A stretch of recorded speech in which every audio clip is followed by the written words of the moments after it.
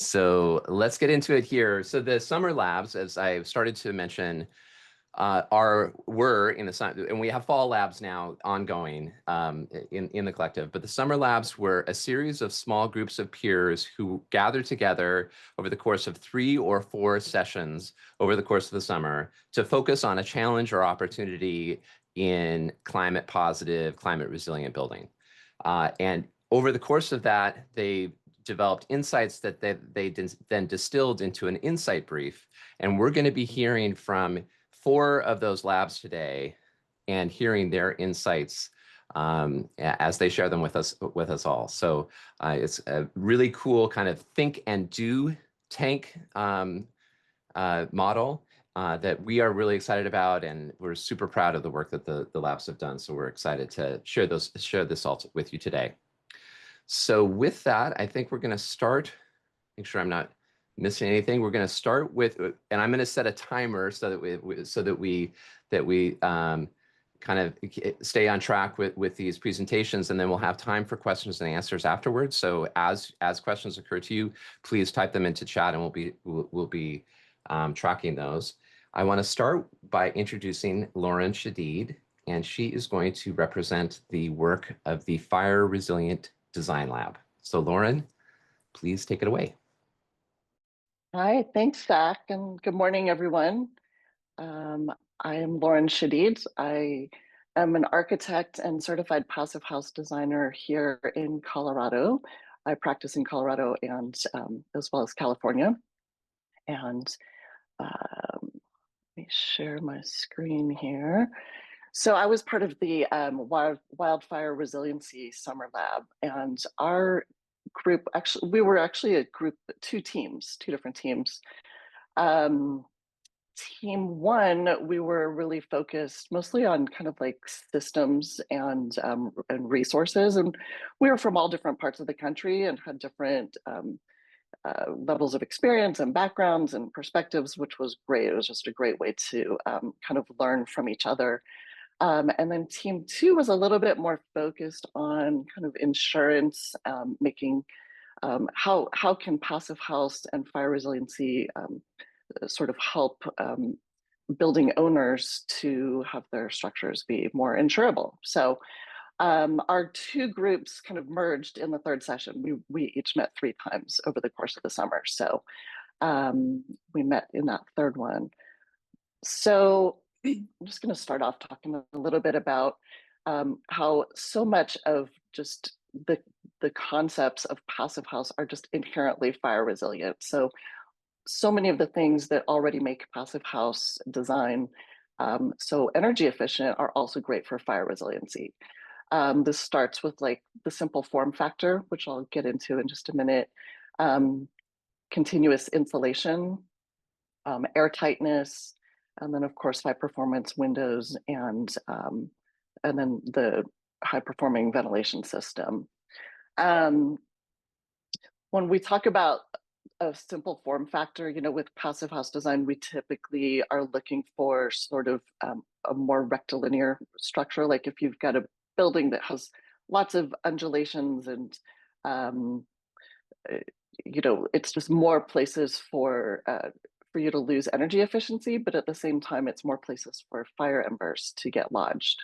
So those two principles kind of go hand in hand in terms of making it more efficient, and also trying to just reduce those exterior vents wherever possible, like not having lots of vents in your eaves and your attics. That's such an easy way for fire embers, especially when it's wind driven, to enter structures, and where things can actually start burning from the inside. So if you do have vents, we talked a lot about, some of the different products that were out there. There's lots of different like paints and coatings, intumescent coatings, and spark arresters and things like Vulcan vents, which self-seal in the event of a fire, just to help seal the structure up. So from there, kind of going hand in hand with that is also just having that continuous air barrier, which is such a big part of passive house. We see time and time again where homes and buildings become uninhabitable if they've been near a fire event, even if they didn't succumb to the flames and burn, they can still end up having tremendous smoke damage. So having that airtight structure is great for just keeping the embers out and also keeping the smoke out. Um, and then, of course, getting into just having really high performance windows, triple glazed and tempered is best. Again, sometimes the way that fires get into these structures is from windows, the heat buildup, windows cracking, and then that's obviously like the first place where it can enter. Getting into the insurance and codes, what that group kind of discovered was that there's a bit of a knowledge gap in terms of many insurers understand about passive house and how these principles can reduce risk for for their clients. So they acknowledged that a lot of the insurers are starting to use like AI and these geospatial tools, but it's really more for their own assessment. Like, okay, we don't want to insure that structure because of where it is. So it's not necessarily being used for homeowner guidance, but some of that's changing. Like here in Colorado, we've got House Bill 1182, which is just coming out to really push insurers to consider these mitigation strategies that people have employed to help get their insurance covered.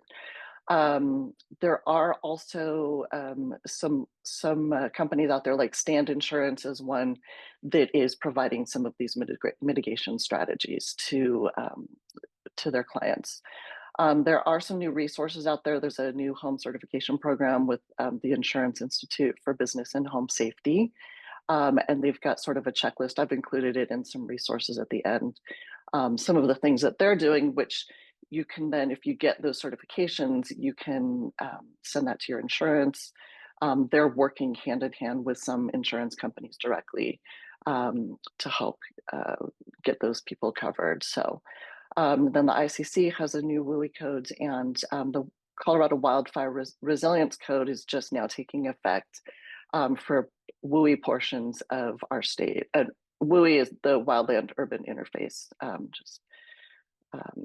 So much of Colorado does fall within that zone. So the group had some great ideas about what they could do proactively, like thinking about if insurance markets were not recognizing passive house standards, that maybe they could come put together like a mutual insurance company that was owned by passive house homeowners. So I thought that was kind of an interesting idea. All right, I've got a lot of resources here. Some of this is a little bit random because it's just things that everybody was throwing out, but they're all really great resources. It's not all inclusive of everything that's out there, but lots of checklists.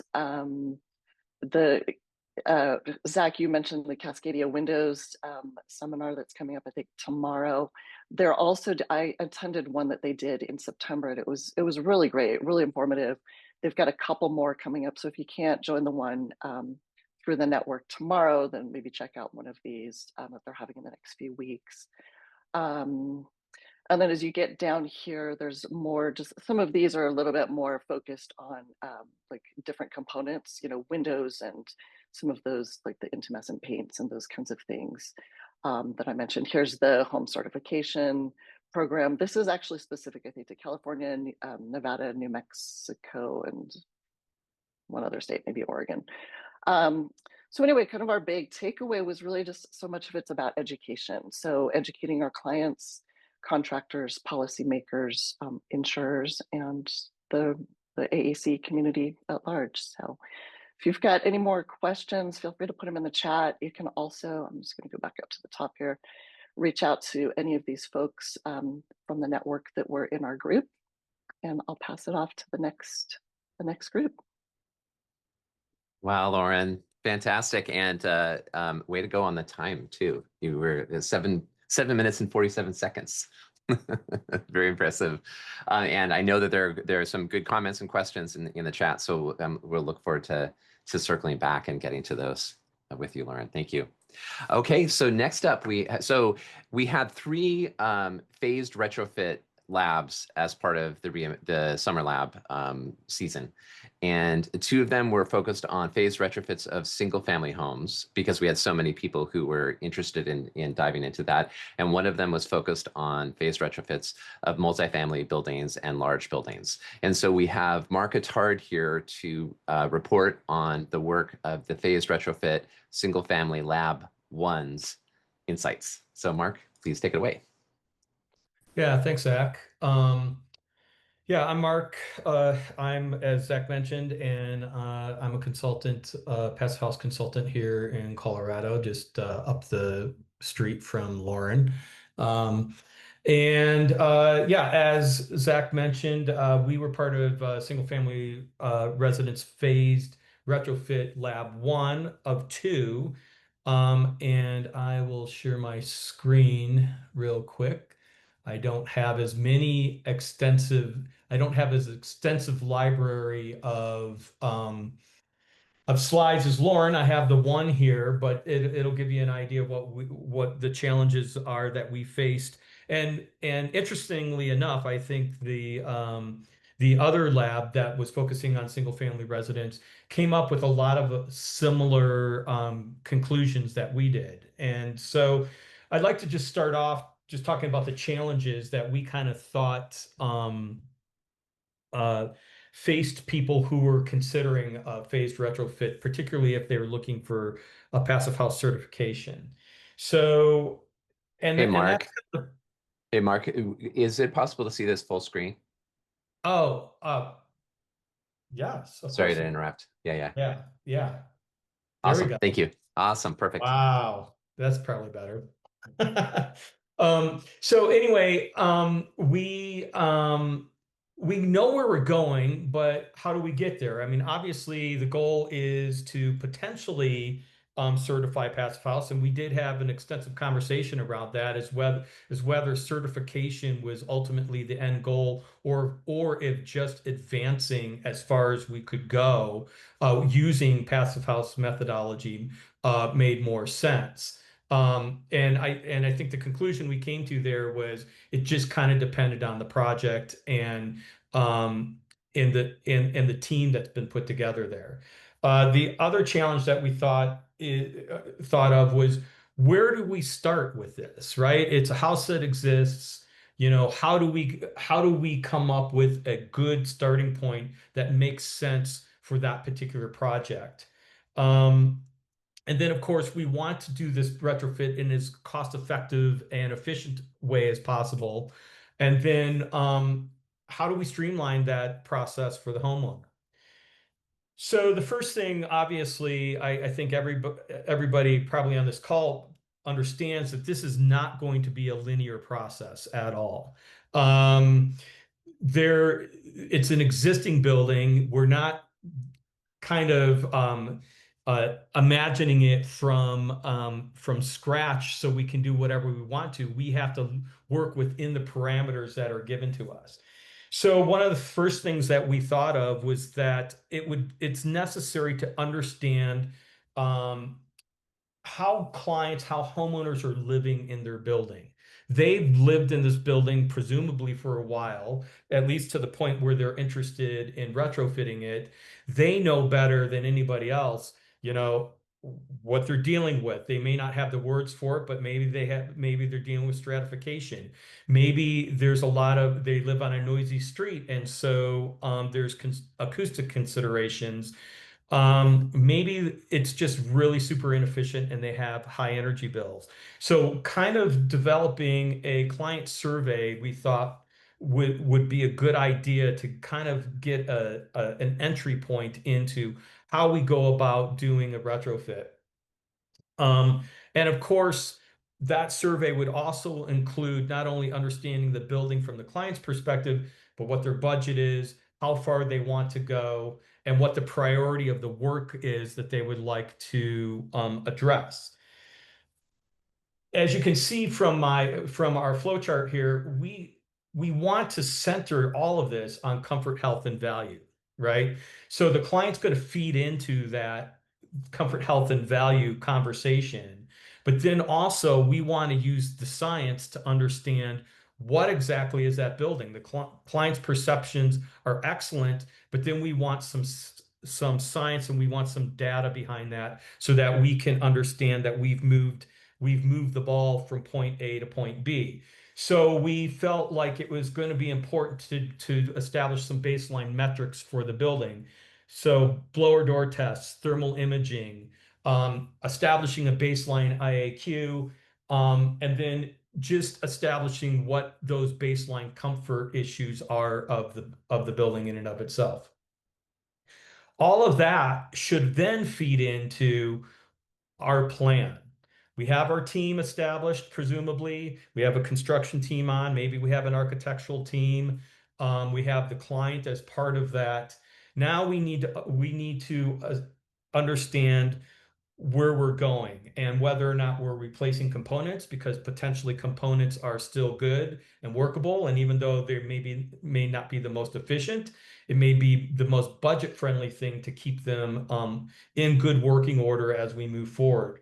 We also, of course, again, I'm going to come back to this a couple of times. We want to consider the budget.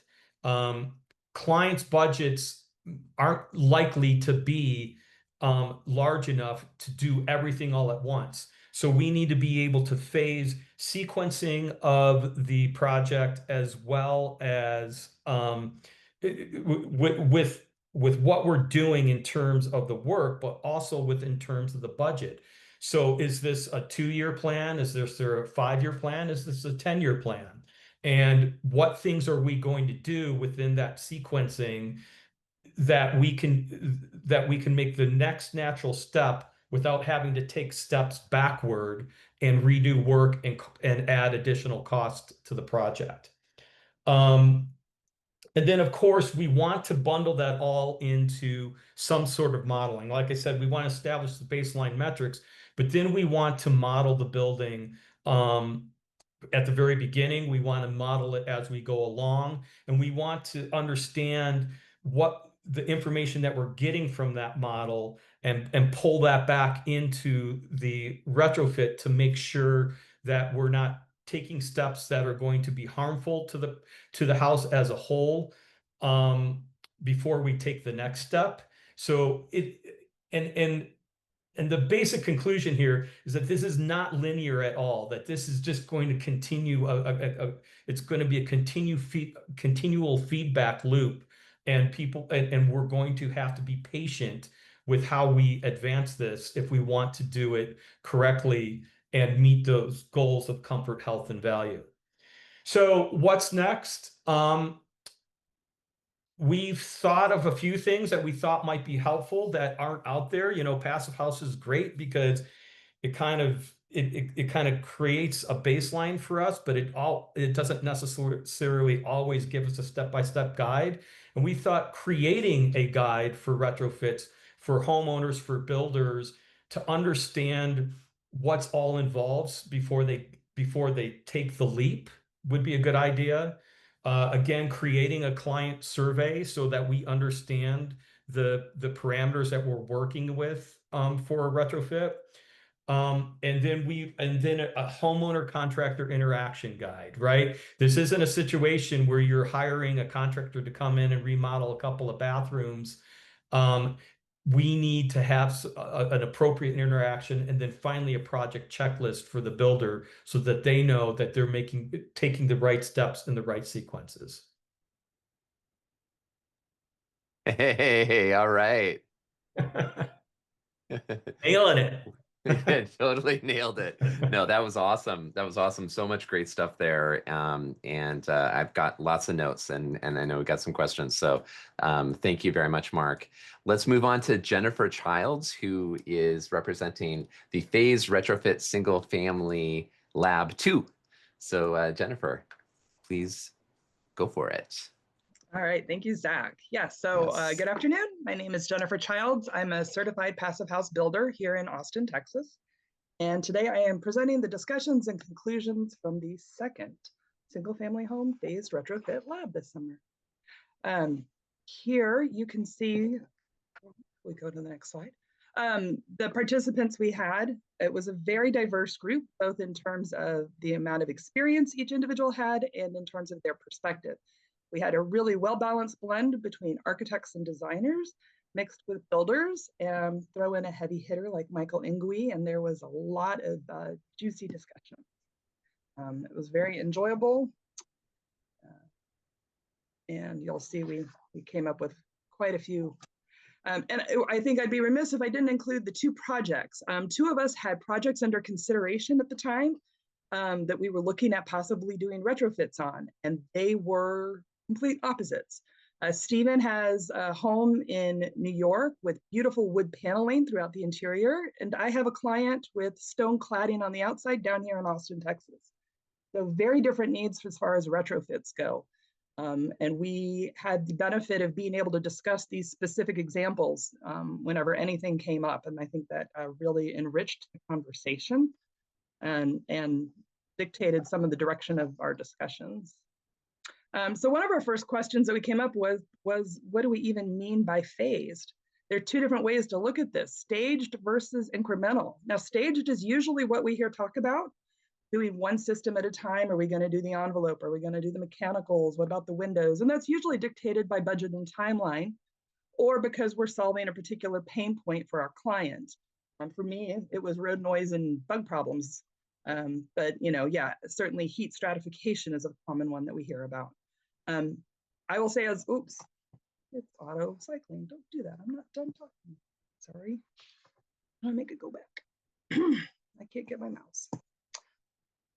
Oh, okay, go back.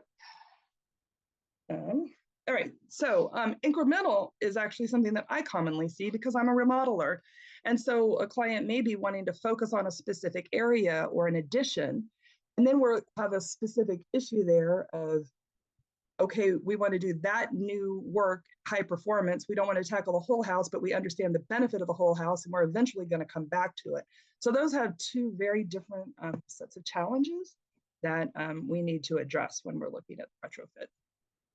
So specifically, we need to make sure that every phase can be integrated with the next phase, whether that's staged or incremental, but also that it's satisfactory to stand alone if those future phases never happen. We all know houses get sold, plans change, money evaporates, whatever. So that's a huge consideration that's really unique to this situation. As a result of that, it is absolutely critical to bring the builder in early during the design phase. As Mark emphasized over and over again, this is a highly iterative process.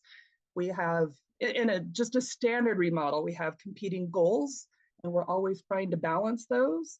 In a retrofit, it's even more so now because we're dealing with the bones of the house as much as we are with the cosmetics. And of course, there's the additional cost of a retrofit. I think the best way it was put is like building another house on top of the house that already exists. So it can be very challenging. This is a retrofit specific solution that I wanted to highlight. I actually came across this after our lab ended, but I was able to attend a presentation by a woman from the Pacific Northwest National Labs. They're actually looking at this. They did a whole study.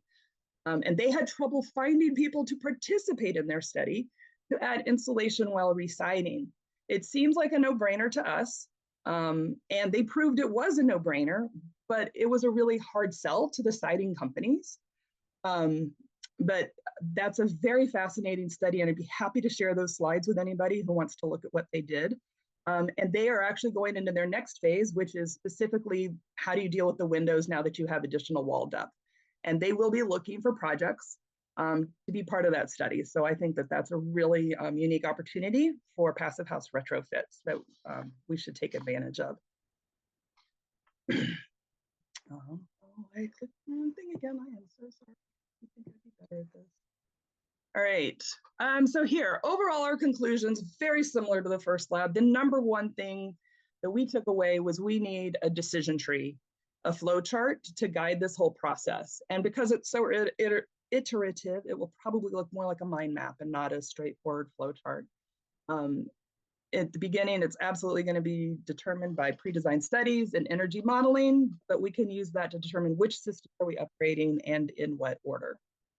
Another thing that our lab was certification is really important, although it absolutely can't be done every time. Part of the decision tree would be, is certification worth going for?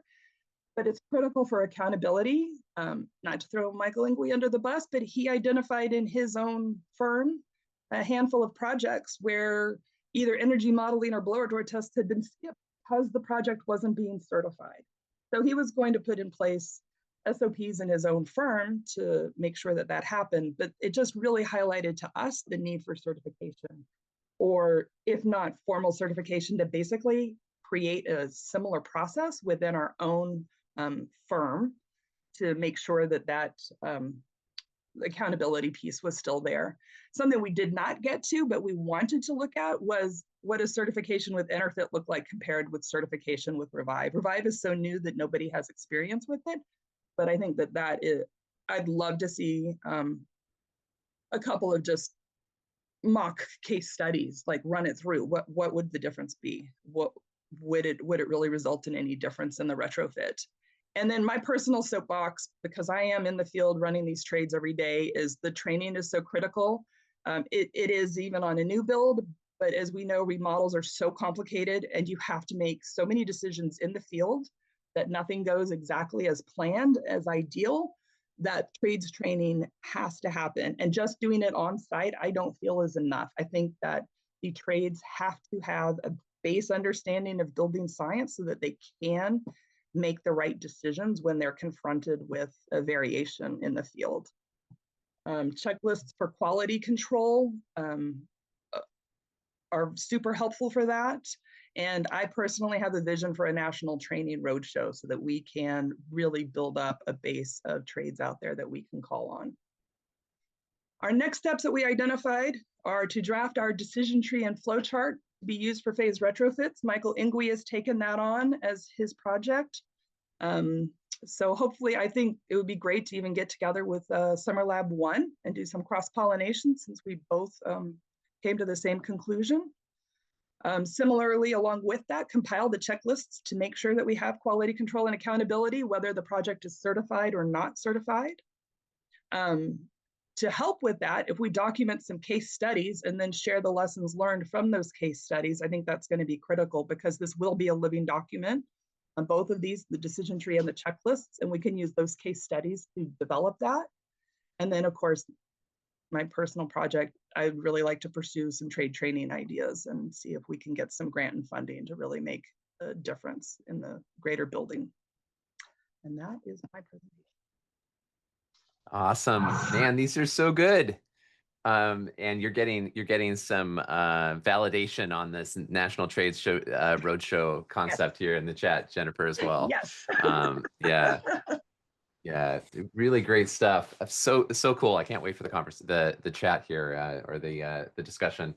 But first, I'm also very excited to hear from Nidhi Shah, who will be representing the Phased Retrofit Multifamily and Large Buildings Lab. So Nidhi, welcome.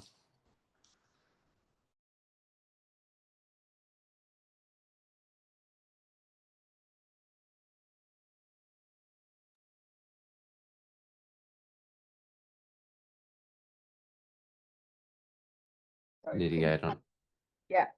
Yep. Couldn't find the audio once I'd shared. Yeah, great. Sorry. Take it away. No, all good. So yeah, thanks for this session, Zach. I think we came to very similar conclusions like the previous two labs in terms of phased retrofits. We were looking at multifamily and large buildings, but in terms of actually phasing and retrofitting, I think there are quite a few similarities. So very happy to be sharing the insights from our work in this during the summer lab, and we had quite a few interesting people on our lab. I'm just trying to, yeah, there we go.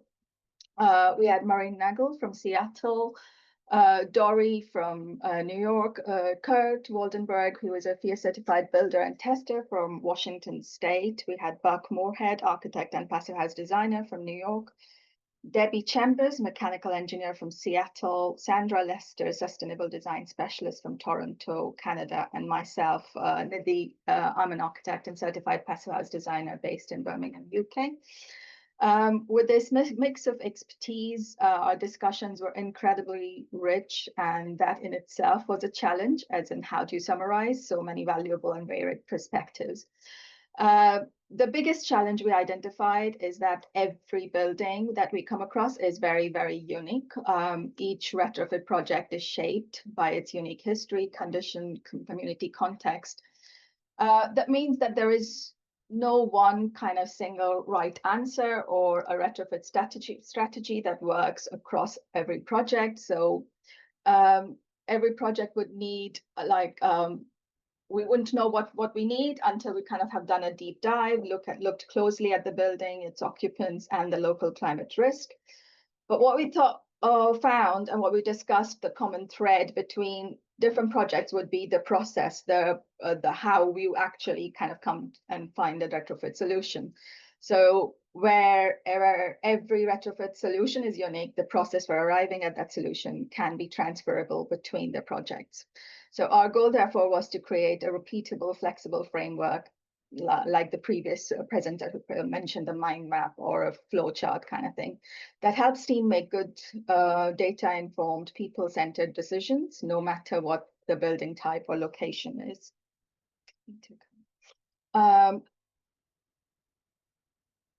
So our top takeaways when we started discussing our top takeaways that came out of that was the process must help us define or determine which upgrades to do and when to do them. So it kind of starts with 4 key pillars of goals, needs, facts, and funding. And by goals, we sort of mean that we need to identify the client's top 3 to 5 priorities. It may not always be energy reduction or energy efficiency. It can be comfort, resilience, cost, materials, and aesthetics. And understanding what truly drives the project helps us make decisions that will actually sort of stick and go through. The second pillar was the needs. I mean, we identify the restrictions and practical realities. Can tenants remain in place during works? What permits are required? Which upgrades are essential for safety or resilience? Things like fire protection, earthquake, stability, or protection from extreme heat and cold. We also discussed core benefits like quality of life improvements, better thermal comfort, cleaner air, accessibility, and aging in place. And increasingly, we're asking how retrofit can go further to restore local ecosystems, support biodiversity, and even create community assets, essentially be regenerative. Now we kind of come to the third pillar of facts. It's like where and how do we get into the data? We assess the existing building conditions, the envelope, the mechanical systems, the lighting, and the electrical capacity. We benchmark utility data to understand performance and identify deferred maintenance issues that might affect sequencing. And then finally, the funding. In terms of large projects, funding is a big thing, and we sort of need to align the requirements of the retrofit and phasing with the requirements of funders or grant programs. And that could mean demonstrating operational savings, carbon reductions, or resilience metrics like passive survivability, the ability of a building to remain safe and habitable during power outages or extreme events. Once these foundations are clear, we move on to available technologies and regional context. What materials, products, and systems can be realistically sourced locally? Are there pH certified envelope components? Are efficient mechanical systems or biomaterials available nearby? And then through energy modeling, we test different combinations, single measures, and bundled packages to see what yields the best results. So this sort of brings us to the whole building retrofit plan. So that was identified as one of the key phases of the phased retrofit. It's a roadmap that integrates carbon savings, energy performance, resilience, and occupant well-being. in terms of the whole building retrofit plan, it could sort of start with low-hanging fruit, quick wins with clear benefits, and then move deeper into complex or capital intensive measures. At every stage, it's important to consider both the owner and the tenant's drivers. For example, are there issues with air quality or mold? Are tenants struggling with overheating or high CO2 levels? Are mechanical systems inefficient or past their lifespan? We also identified taking care of red flag sort of issues like windows that don't open or materials that contribute to poor health, and prioritizing fixing them early on. So that sort of brings us to look resilience and design integration. Climate resilience is central to this process. That means planning for wildfire, fire, smoke, flooding, drought, wind, earthquakes, cold snaps, and heat waves, all of which can now be expected within the life of a building. So examples include locating mechanical equipment above flood levels, ensuring materials resist embers and filter fine particulate matters, designing roof systems for high winds, using drought-tolerant landscaping, and integrating structural upgrades during facade works. In short, resilience must be built into the retrofit and not added on as an afterthought. Another key theme was engagement with occupants. Retrofit is most successful when people feel heard. That means bringing tenants into the conversation early to understand accessibility needs, aging in place requirements, or preferences for things like window controls or thermostats. Testing real samples and mock-ups with users before finalizing design can save a lot of trouble later. And that brings us to the regenerative design. So we talked a lot about regenerative design as well. We explored how retrofit can go beyond less harm and move towards regeneration, restoring what's been lost. This could mean restoring wetlands and local habitats, designing shared community spaces, or even adopting the principles of donut economics, ensuring that our work meets human needs without overshooting ecological limits. In summary,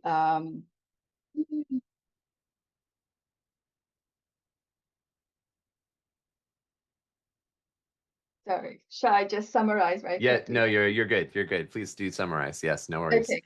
Yeah. So if just to summarize very, very quickly, so we must, our main takeaway was we must understand the client, their drivers, the buildings, and the risk, and then create a master plan that everyone can follow. That master plan, a living, evolving document, becomes the foundation for long-term sustainability and resilience. But to truly future-proof our building, we need to go beyond passive housing. We must design not just for energy efficiency, but for adaptability, health, resilience, and regeneration. So I think I will end there. In terms of what next, sorry, Zach. In terms of what we, our main next step was to create a step-by-step process template for everyone. Sorry, that's it. Fantastic. And we've got lots of great questions. I am just, it's going to be great to get into the discussion. I was really struck by, for Lauren, your lab's alignment of passive house, of course, and fire resilient design, so simple form factor, the continuous air barrier, the importance of triple glazed tempered windows, and also the really comprehensive list of resources that you're providing, and will be so keep your eye on your inbox, everyone, because you're about to get the full insight briefs from each of these labs and mailed to you. The phased retrofit, Mark, your work in lab 1, really awesome. The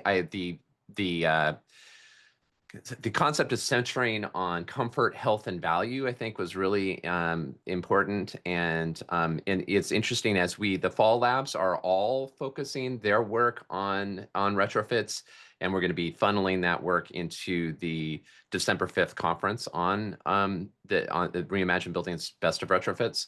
And the Selling Passive House group in its first meeting was really grappling with, what is it, when it comes to retrofits, what are we after? It could be passive house. And I think that it's an interesting question, Jennifer, that you were raising about certification or not certification. But I think through all 3 of the phased retrofit labs, there's a real important first focus that you're all taking, which is what's the goal? and so hearing that comfort, health, and value was really cool. And then of course the homeowner contractor integration guide for these 2 to 5 to 10 year processes is so important. Jennifer, of course the roadshow, we want to see the roadshow, but also this question of can a certain phase stand alone? Like we're making these interventions in buildings, we want to make sure that they can last without the next phase happening. And that's something that Mark also alluded to with don't take a step that compromises the building before the next step happens. And then Nidhi, again, you were also had that focus on assessing goals,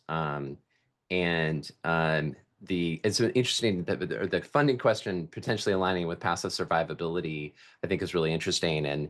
And also, I think, Jennifer, you mentioned Revive. I think that's an interesting also like evolution that our whole community is undergoing as we think about retrofits is what, and again, back to the goals is Revive has a focus on total carbon and also resilience and passive survivability. So really great stuff. So we're going to dive into a conversation about this. First, I need to thank the fine organizations that make our work here possible. So I'm going to thank our stakeholder partner, NYSERDA, the New York State Energy Research and Development Authority, our founding sponsors, 475 High Performance Building Supply, Ingui Architecture, Partel, Rockwool North America, and Zola Windows. And thanks to our champion sponsors, Bewizo, Cascadia Windows and Doors, European Architectural Supply, Facro, Icon Windows and Doors,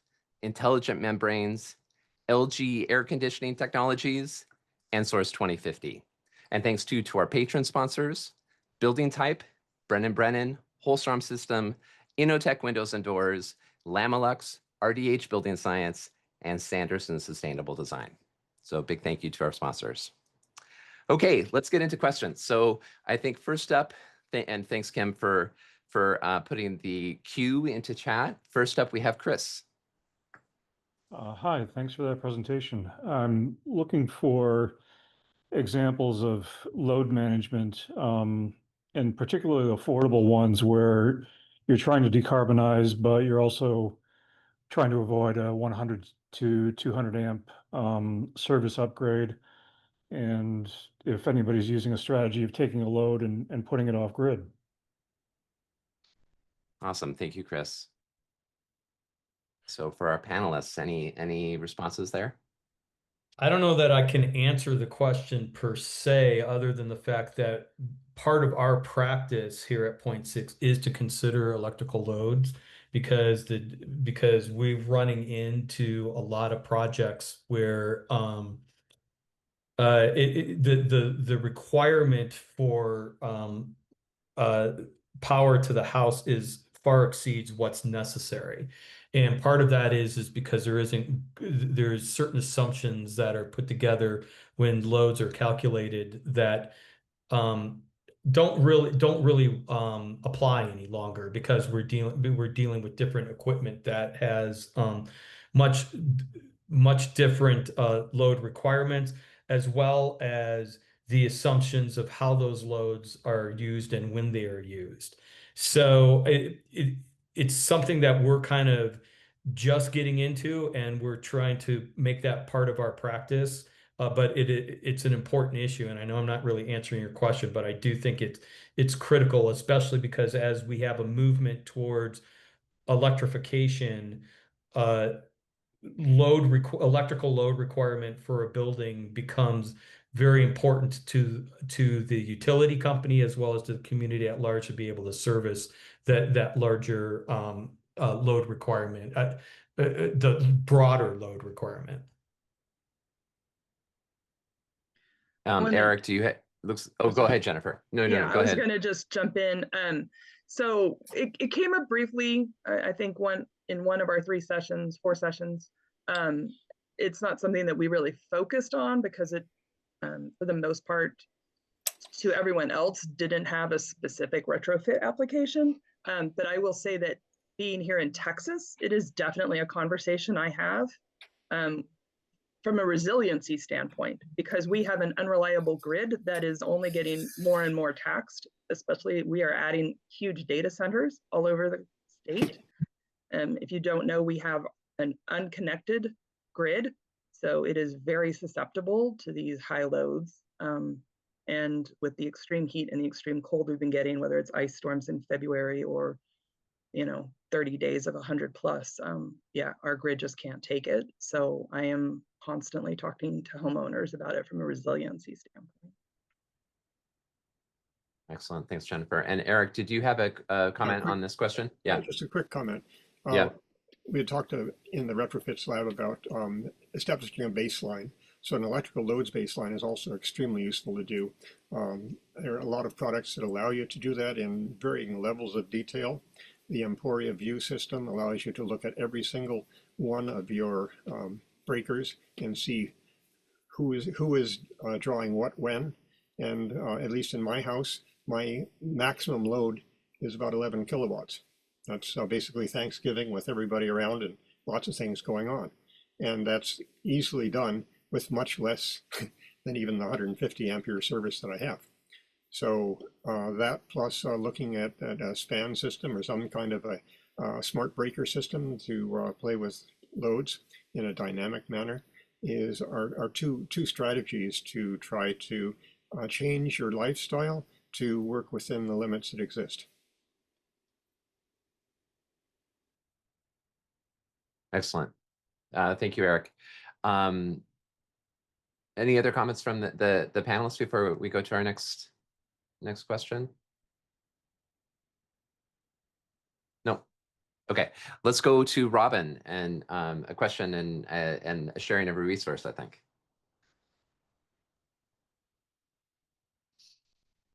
Let's see, I think Robin's here.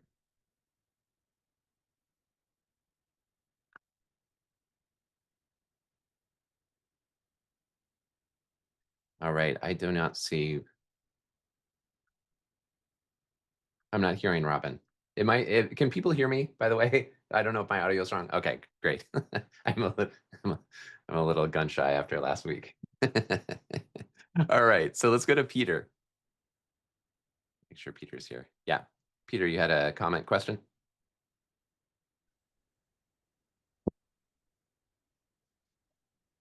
This is a fantastic discussion, and yeah, right after my own heart, making houses better.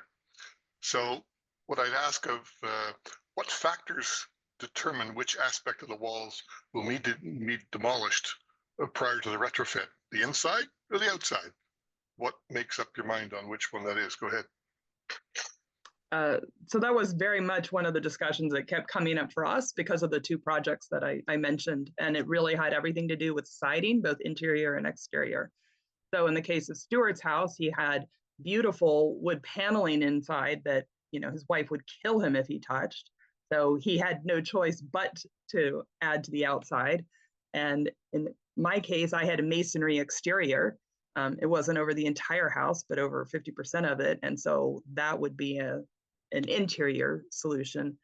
It's really interesting. I would say one of the things I've walked into many conversations and say, well, of course you're going out, or of course you're going in. And I find it has to do with what part of the country you're in and what type of siding you're used to. If you're in the Northeast, you've got masonry everywhere. If you're down here, it's hardy plank. So, I mean, here, the continuous insulation while residing is obvious. And in the Northeast or other places where masonry is the default, then yeah, going in is of course. And then you've also got, I've been in some great discussions with people who do historic, and that, Michael does a lot of that as well. And there is no choice but to go interior at that point, so.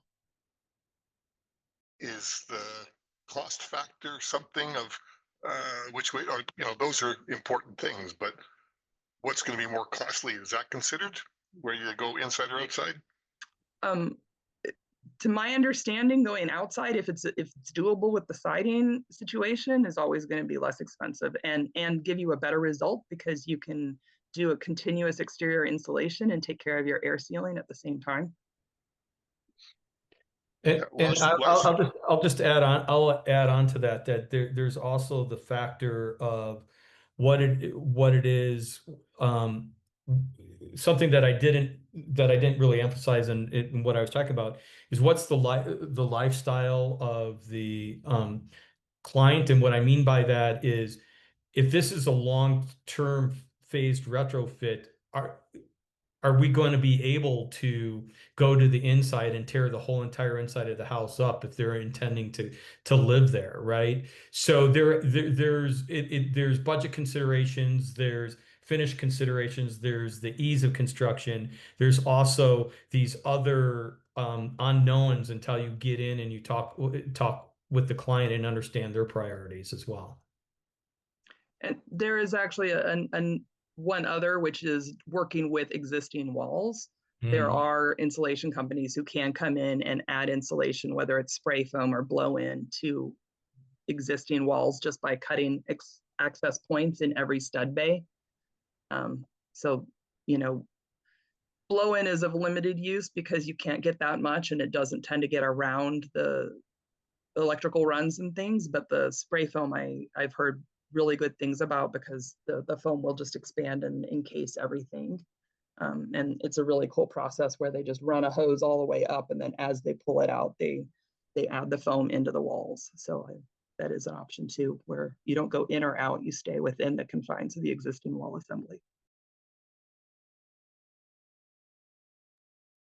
Excellent, thank you. Walls, can you make, well, like double stud or thicker, make the walls more substantial to put more insulation in for higher R factor?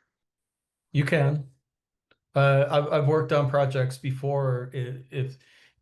If they're interested in re-siding the house, you can work from the outside in that regard, and you can you can do a Larson truss situation, or in some cases I've also worked where there's a brick on the house and there's a brick ledge, and so if you peel that brick off, you have the advantage of being able to frame onto that brick ledge and extend your walls. So that is a possibility. But I think, to Jennifer's point, a lot of this can be regional, and the type of construction that you experience in the region, and you kind of have to take what's given to you. So once again, it depends. It depends. We're back to it depends. Thanks, Peter. Next up is John. Hi, thanks for taking my question. Yeah. I have a question about fireproofing and moisture, condensation, mold, and a cathedral ceiling roof, where if you put no airspace between the ceiling sheathing and the shingles underlayment, so it's completely solid with insulation, then you don't have a problem with fire going up there in terms of, and you don't have a problem with air ventilation, mold, and condensation until your insulation shrinks a little. Then you do have some air in there. And of course, you'll get condensation and mold eventually. I'm using a Hero 3000. It's an air sealing membrane that's vapor permeable on the sheathing attached to the rafters. And wondering about what to put above that. Mineral wool is way too expensive for 4 inches of rigid insulation outside exterior insulation. And choices seem to be polyiso, which is not vapor permeable, or EPS, which is a little less R value, but it's more affordable and slightly more vapor permeable. Do I need roof vents for air circulation, or should I put in no furring strips, just count on there being no air in the roof? And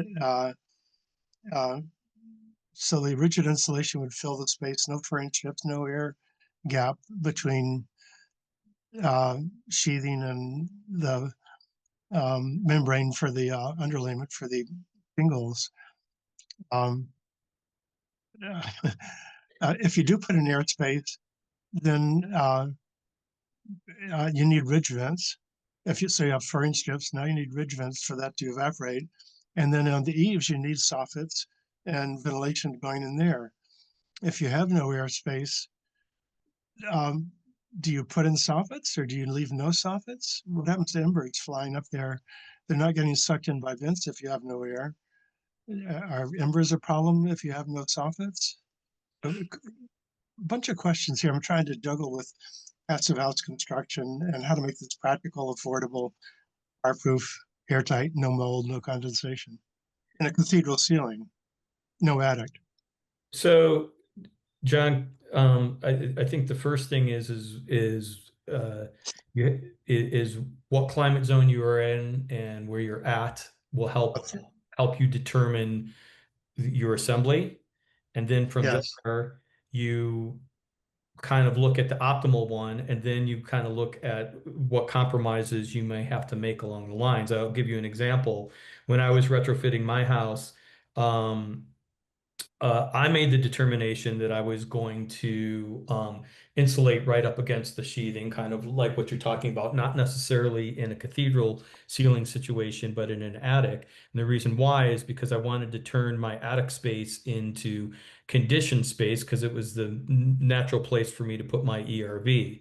So because I had trusses, it was difficult to insulate right up against that with some sort of permeable material. So I did the best thing that I possibly could do, which is a open cell spray foam, and then I vented that attic space using the ERV to keep to help with moisture control.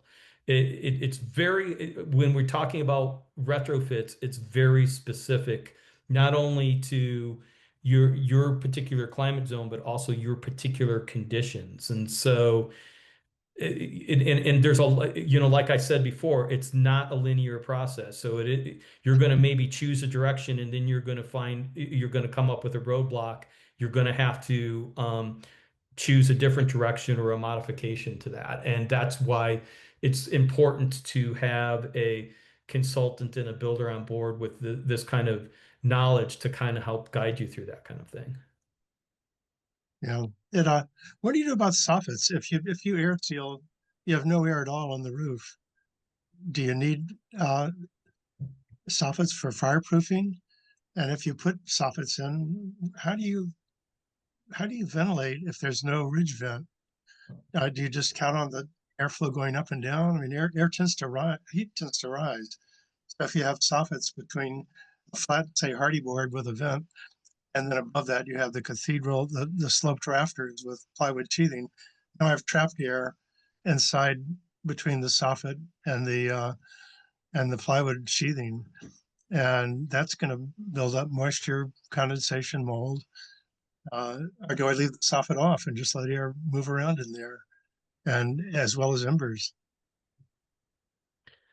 I mean, you don't have to necessarily have the soffit. If you do feel it, like Mark said, it depends on your climate zone. If you've got and what's going on in terms of humidity. If it's which direction it's going. But generally, you want everything to be vapor open, including that your underlayment, which you alluded to, you're using, which is great. So, it's if you do feel like you're in a situation where you need to vent, there's just ways to protect the vents. And if you need to introduce furring strips or something to create that airspace, you just need to make sure that those are protected. But yeah, going back to the whole thing where it just depends, right? So if you're using vapor permeable and you have polyiso or EPS above that for your rigid insulation, what good does the vapor permeable membrane do when it's blocked by the polyiso or EPS? Yeah, you probably don't want to use polyiso then. You want to use an insulation that's more vapor open. Yeah. We should, John, this is awesome. And we're running a little tight on time, so we should probably move on to Robin. We are today, I'd encourage you to check out the Reimagined Buildings Collective if you want to dive into these kind of conversations. Today we're launching the light construction cohort, which is focused on conversations like this around building science and high performance construction in the light construction context. So there's a whole bunch of passionate people who are supporting one another with these kinds of questions. Okay, so Robin, are you still here? And if so, do you want to pose your question? I am here. Can you hear me? Yes. Oh, good. Okay, I was offline for momentarily. Yeah, my name's Robin Elkin. I live in Albuquerque, New Mexico, and I've been working with Hempcrete for a while. So I just wanted to throw that out there to get that into the discussion, and it sounds like it has been. It's a growing industry. There's a number of ways to install hempcrete as a retrofit with blocks on the exterior or interior. There are spray systems. There's one predominant spray system in the US, but there's several more that will show up in the United States with technology from Europe. There were better ones out there. It's entirely possible. I live in a cement stucco house that I did an extensive stucco repair on, but one of the ways to have repaired my house and hundreds of thousands of other houses in the Southwest is to strip off all of the stucco and the old decaying insulation, which my house had, and fur it out and spray hempcrete on it, and end up with a fire resilient, vapor open, high performance material. So entirely possible to do. We just need architects who want to go there. I'll put my email in the chat if anybody would like to talk to me. I do presentations to architecture and engineering students at the UNM School of Architecture and Planning, so I'm good at that. I haven't done much building, or tried, but there's good trends in New Mexico. There's a very great house being built in Santa Fe right now with hempcrete blocks, and so the industry is growing, and I encourage everybody to get to learn about it and start building with it. Thank you. Awesome. Thank you, Robin. And we'll look for that link in the or email information in the chat. So we're over time, but Eric, let's squeeze in a question from you as well, and maybe you choose the top one you want to pose. I'll try existing walls this time. I need to become familiar with Woofy Passive and do the modeling, but just someone's in this audience is bound to have done that already. So just if you have an existing wall from the 80s or 90s or whatever, with zip on the outside and polyethylene on the inside, with no attempt to tape things, if you put exterior insulation, say an inch of rock wool, then a good fully taped membrane, and then 2 inches or so more outside. Will that work, or have things been compromised so badly by the existing structure that I really need to tear things apart a bit and do it right?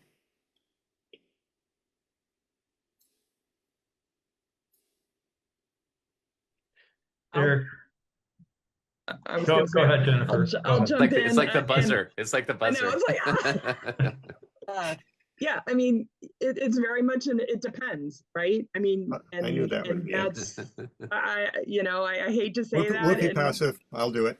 Yeah. So, yeah, there's so much to consider, because, I think the consensus absolutely, I didn't even present it because I think we all agreed it was so obvious, but maybe I should have, because there was a debate over air sealing versus insulation, and air sealing wins every time. So, yeah, I think that's where, when we get all of these flow charts and mind maps and we kind of put them all together, I mean, that's going to be like right at the top is going to be the number one consideration is what affects our ability to air seal, and then what affects our ability to insulate, and then going from there.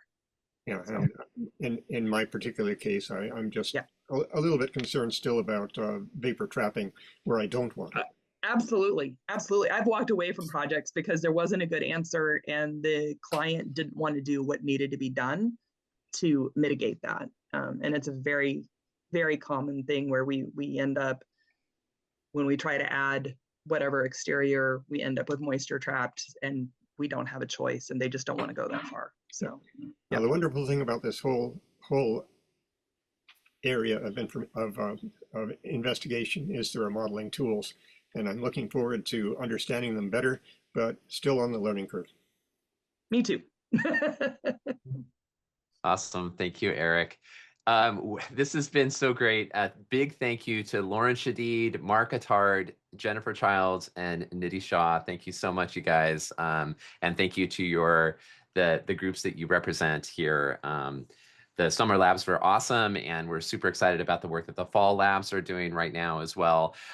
Folks, if you are interested in jumping into that light construction cohort that I mentioned, it's today at noon Pacific, 3 p.m. Eastern. So you can join the collective and join us there. And please join us tomorrow for the Cascadia Windows Component Spotlight at the same time as this event was today. Have a wonderful Wednesday. It's great to see everyone. Be well.